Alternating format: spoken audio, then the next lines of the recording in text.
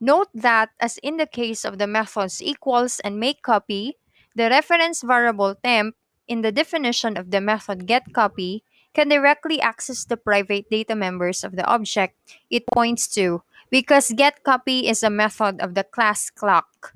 Note, the definition of the method getCopy can also be written as public clock getCopy.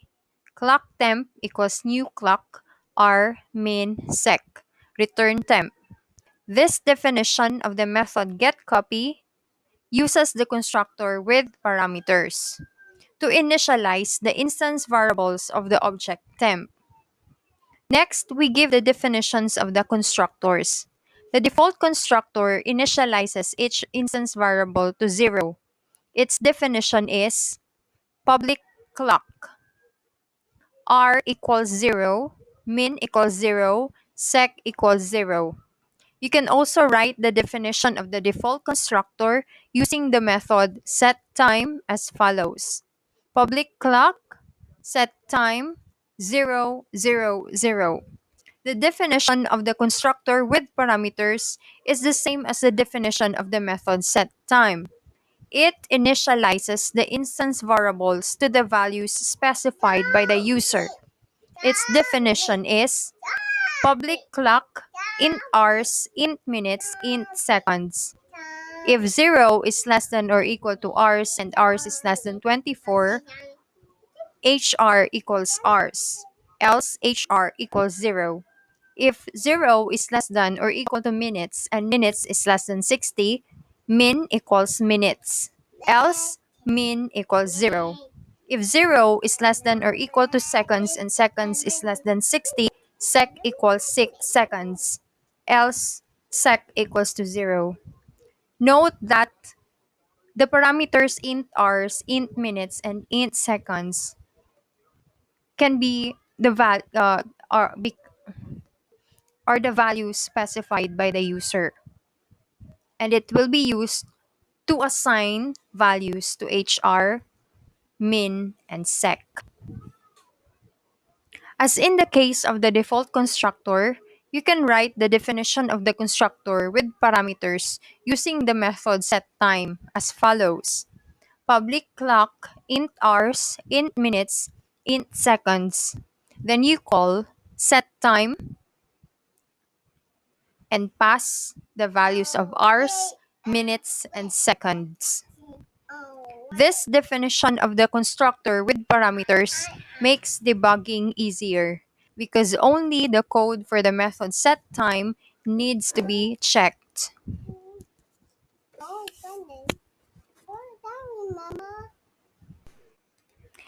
Definition of the class clock. Now that we have defined the methods of the class clock, we can give the complete definition of the class clock. Before the definition of a method, we include comments specifying the preconditions and or post conditions. The precondition, a statement specifying the conditions that must be true before the function is called. A post condition is a statement specifying what is true after the function call is completed. The definition of the class clock is public class clock, private int r, private int min, private int sec. Default constructor, post condition r is 0, min is 0, sec is 0. Public clock. This is our default constructor. Take note that it has no parameter. Then we call setTime 000. That means our default constructor initializes the r, min, and sec to 0. The second constructor, we have public clock with parameters int hours, int minutes, int seconds. Set time hours, minutes, seconds. Take note that, again, our constructor has the same name as our class. In this example, the constructor is clock inside the class clock. Next, we have the setTime method. This is the definition of the setTime method. Public void setTime. Parameters are int hours, int minutes, int seconds. Inside it, we have if 0 is less than or equal to hours and hours is less than 24, r is equals to hours. Else, hr equals 0. Here, we assign the instance variable hr to be equals to the value assigned by the user coming from the variable or parameter hours. Next, we have if 0 is less than or equal to minutes and minutes is less than 60. Min equals minutes, else min equals 0. Min is the instance variable of the class clock, and minutes is the value assigned by the user. Next, we have if 0 is less than or equal to seconds and seconds is less than 60, sec equals seconds, else sec equals 0. That is, sec is the instance variable and seconds is the value assigned by the user. The next method is the get hours. Public int get hours return hr. This method, once called, it will give us the value of the instance variable hr. The next method is get minutes. The definition is public int get minutes return min. This, from the term get minutes, it will give us the value of the mean. The next method is get seconds. Public int get seconds return sec. This method, once called, it will give us the value of sec. Public void print time. If r is less than 10, we print 0. Then we print the value of r plus colon. If min is less than 10, we print 0. Then we print the value of min plus colon. If sec is less than 10, we print 0. Then we print the value of sec. The next method is increment seconds. This is its definition.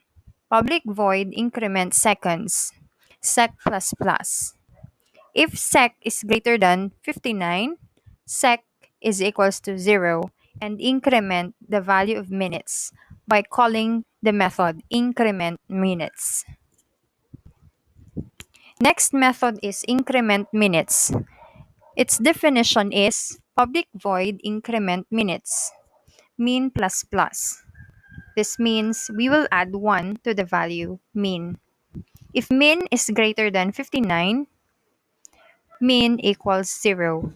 And then we add 1 to ours by calling the method increment ours. The next method is increment ours. Its definition is public void increment ours, hr plus plus. We are adding here plus 1 to the value of r. If r is greater than 23, r is equals to 0. For example, if the r's value is 24, then it is equivalent to r0. Next method is the equals. Its definition is public boolean equals clock other clock. Return r equals or r is equals to other clock that r and mean is equals to other clock that mean and sec is equals to other clock that sec. The equals method accepts the value of another other clock. And then we will try to compare the value of our class object clock and its instance variable to the instance variable of other clock. We compare the R to other clocks R and the mean of other clocks mean. And then we also compare the sec to the other clock's second or sec. The next method is make copy. Definition is public void make copy clock other clock. Again, this method accepts another clock other clock. Then we set the instance variable r equals to the other clock's r, and mean equals to the other clock's mean, and sec equals to other clock's sec. The next method is get copy. Public clock get copy. Then we create temporary clock. Clock temp equals new clock. Then we assign the hours, minutes, and sec to the temporary clock. Temp.r equals r, and temp.min equals min. Temp.sec equals sec. Then we return the value, or we return the temporary clock. This method, um, in this method, a copy of the object is created and the reference of the copy is returned. Note, in a class definition, it is a common practice to list all the instance variables, named constants, other data members, or variable declarations first, then the constructors, and then the methods. Once a class is properly defined and implemented, it can be used in a program. A program or software that uses and manipulates the objects of a class is called a client of that class. Example 8-2, a program to test various operations of the class clock. Here we have an import java.util.asterisk and a public class test prog clock. This basically is our class to test the operations of our class clock. Therefore, its name is test prog clock. Inside it, we declare a scanner using static scanner console equals new scanner system.in. Then the main method is this public static void method, a void main string args. Clock my clock equals new clock 5430. This line we create a new clock, my clock, with the values 5, 4, 30 for the hour, min, and seconds. Next, in line 2, we have clock your clock equals new clock. We create here another clock, but it uses the default constructor with no parameters. That means its instance variables r, min, and sec will have a value 0. And then we created the variables int hours, int minutes, int seconds. Line 6, system.out.print line 6. Then we print the text my clock colon. Line 7, my clock that print time. This time, the method print time is called. In line 8, we have system.out.println. In line 9, system.out.print. Line 9, your clock colon. Line 6 and line 9 simply prints the text inside the double quotes. Line 10, your clock that print time. Here we print the time of your clock. Line 11, we print a new line. Line 12, your clock that set time 5:45:16. This time, we added and or assigned the values of hour, min, and second for your clock. Take note that in line 2, the values are 0.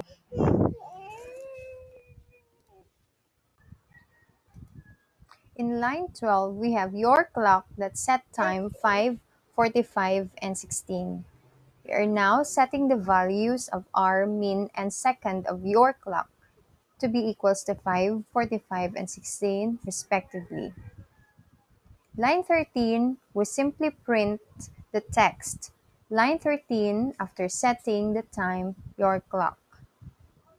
It simply prints the text in double quotes. Line 14, we call the print time method. Your clock.print time will print the time or the values of your clock. Line 15 prints a new line. Line 16, we have condition if my clock that equals your clock. And line 17 prints the text. Line 17, both the times are equal. This simply prints the text in double quotes if the value or the condition in line 16 is true. Line 18, else. Line 19, print. Line 19, the two times are not equal. We print this statement if the condition in line 16 is false.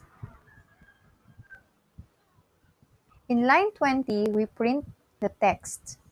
Line 20, enter hours, minutes, and seconds.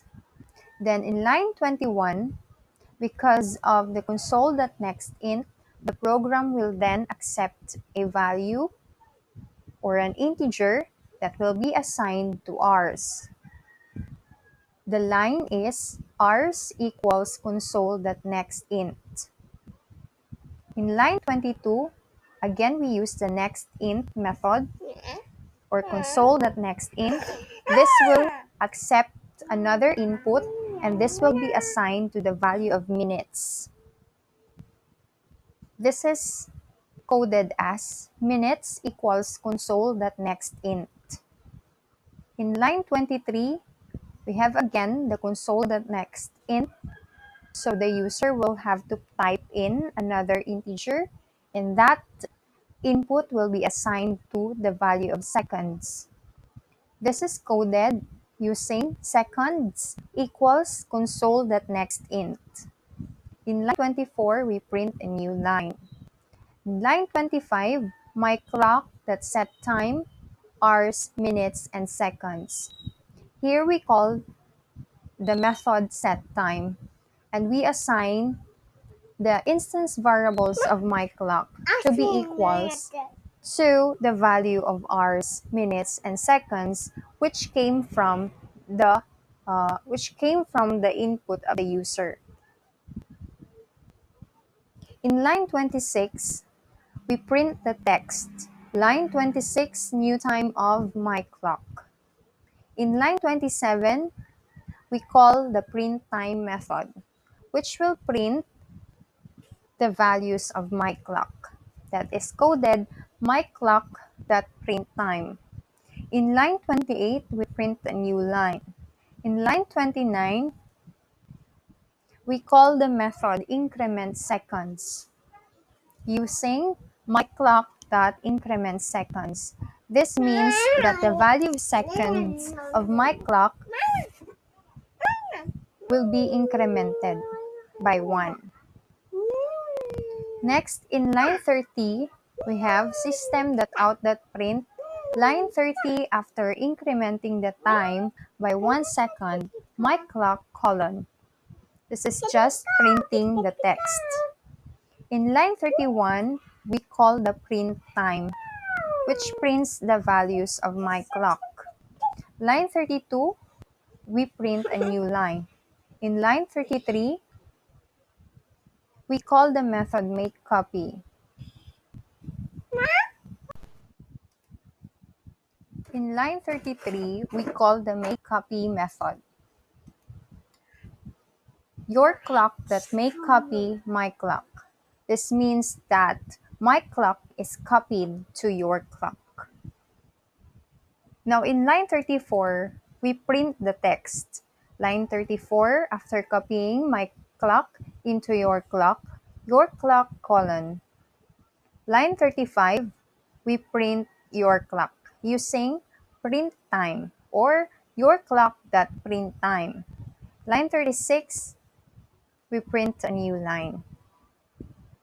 The sample run, the user input is shaded. Line 6, my clock 050430. This is the output from line 6 because my clock's initial values from the default construct from the constructor with parameters, we set 05 for hour, 04 for minutes, and 30 for sec.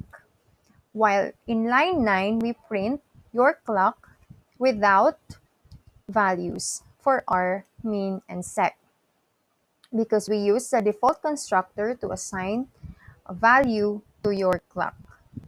In line 13, we print after setting the time your clock, and then we print your clock's value. Your clock now has 05:45:16 because before this line, we called the set time method and assigned a new value to your clock. In line 19, we print the two times are not equal. In line 20, enter hours, minutes, and seconds. After this, the user enters 11 space 22 space 59. In line 26, new time of my clock is 11:22:59. In line 30, we increment after incrementing the time by 1 second, my clock becomes 11:23:0. And line 34, after copying my clock into your clock becomes 11:23:00. A walkthrough of the program is left as an exercise for you.